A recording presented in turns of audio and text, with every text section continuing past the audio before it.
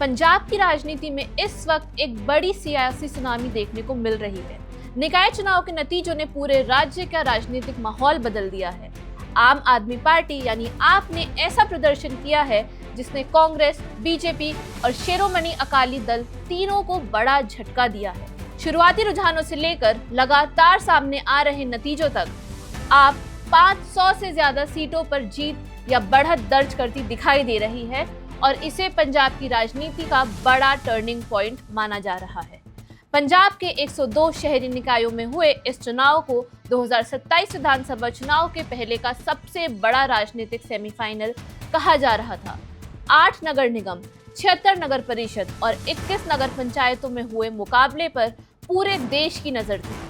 चुनाव में 7,500 से ज्यादा उम्मीदवार मैदान में थे और सभी प्रमुख पार्टियों ने अपनी पूरी ताकत झोंक दी थी। मतगणना शुक्रवार सुबह 8 बजे शुरू हुई और शुरुआती दौर से ही आम आदमी पार्टी बढ़त बनाती नजर आई।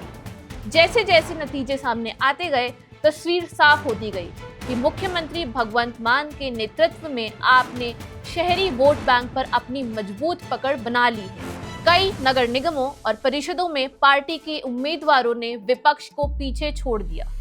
जिस चुनाव को सेमीफाइनल कहा जा रहा था, उसमें आपने विपक्ष को चारों खाने चित कर दिया है।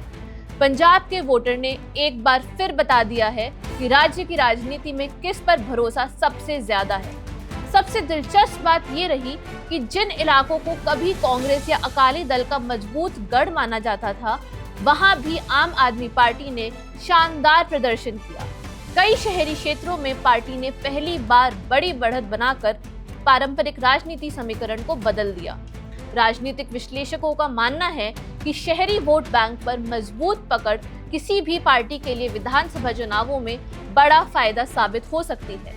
आप नेताओं का मानना है कि ये जीत पंजाब सरकार की जन कल्याण योजनाओं, विकास कार्यों और स्थानीय स्तर पर किए गए कर्मों पर जनता की मुहर है। कई राजनीतिक विशेषज्ञ भी इसे भगवंत मान सरकार के कामकाज के समर्थन के रूप में देख रहे हैं। हालांकि विपक्ष पूरी तरह खत्म नहीं हुआ है। कांग्रेस ने कुछ इलाकों में अपनी मौजूदगी दर्ज कराई है। खासकर पठानकोट और कुछ अन्य क्षेत्रों में कांग्रेस उम्मीदवारों ने अच्छा प्रदर्शन किया है, लेकिन राज्यव्यापी तस्वीर फिलहाल आम आदमी पार्टी के पक्ष में जाती दिखाई दे रही है। इस चुनाव में कई जगह मुकाबला बेहद कड़ा रहा। कुछ वार्डों में जीत और हार का फैसला बेहद कम वोटों के अंतर से हुआ है। वहीं कई निर्दलीय उम्मीदवारों ने भी उम्मीद से बेहतर प्रदर्शन करते हुए बड़े राजनीतिक दलों को कड़ी चुनौती दी। चुनाव के दौरान विवाद भी कम नहीं रहे। कई जगहों पर हिंसा, झड़पों और धांधली के आरोप लगे। विपक्षी दलों ने प्रशासनिक मशीनरी के दुरुपयोग का आरोप लगाया, जबकि आम आदमी पार्टी ने इन आरोपों को राजनीति से प्रेरित बताया। चुनाव आयोग और प्रशासन ने सुरक्षा के लिए हजारों पुलिसकर्मियों की तैनाती की थी, ताकि मतदान शांतिपूर्ण तरीके से संपन्न कराया जा सके। चुनाव प्रचार के दौरान विकास, रोजगार, सफाई व्यवस्था, पेयजल, सड़कें और स्थानीय सुविधाएं सबसे बड़े मुद्दे रहे। सभी राजनीतिक दलों ने जनता से बड़े बड़े वादे किए थे, लेकिन अब नतीजे ये संकेत दे रहे हैं कि मतदाताओं ने किसके दावों पर सबसे ज्यादा भरोसा जताया। इन नतीजों ने सिर्फ स्थानीय निकायों की तस्वीर नहीं बदली है, बल्कि 2027 विधानसभा चुनावों की दिशा भी तय करने का संकेत दे दिया है। राजनीतिक जानकारों का मानना है कि अगर यही ट्रेंड जारी रहता है, तो आने वाले विधानसभा चुनावों में आम आदमी पार्टी को बड़ा मनोवैज्ञानिक फायदा मिल सकता है। वहीं कांग्रेस, बीजेपी और अकाली दल के लिए ये नतीजे आत्ममंथन का बड़ा मौका बन गए हैं। वहीं आप जीत के इस सिलसिले को आगे बढ़ाने की तैयारी में जुट गई है। इस जीत के बाद आम आदमी पार्टी के कार्यकर्ताओं ने जबरदस्त उत्साह देखने को मिल रहा है।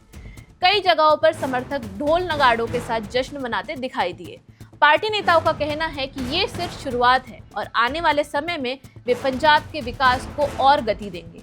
हालांकि कई जगहों पर मतगणना और अंतिम औपचारिकताएं अभी भी जारी हैं, लेकिन इतना तय माना जा रहा है कि पंजाब निकाय चुनाव 2026 ने राज्य की राजनीति को एक बड़ा संदेश दिया है। आम आदमी पार्टी ने अपने विरोधियों को साफ चेतावनी दे दी है कि 2027 की लड़ाई आसान नहीं होने वाली। पंजाब ने अपना फैसला सुना दिया है। लेकिन अब उसकी नजर इस बात पर है कि क्या जनादेश 2027 तक भी कायम रहेगा या विपक्ष वापसी की नई कहानी लिखेगा। आपको क्या लगता है, क्या ये नतीजे 2027 विधानसभा चुनावों का ट्रेलर है या फिर विपक्ष अभी भी जोरदार वापसी कर सकता है? अपनी राय हमें कमेंट सेक्शन में जरूर बताइए और इस खबर से जुड़ी अपडेट्स के लिए बने रहिए हमारे साथ। मैं हूं विशाखा शर्मा और आप देख रहे हैं one India Hindi. Subscribe to One India and never miss an update. Download the One India app now.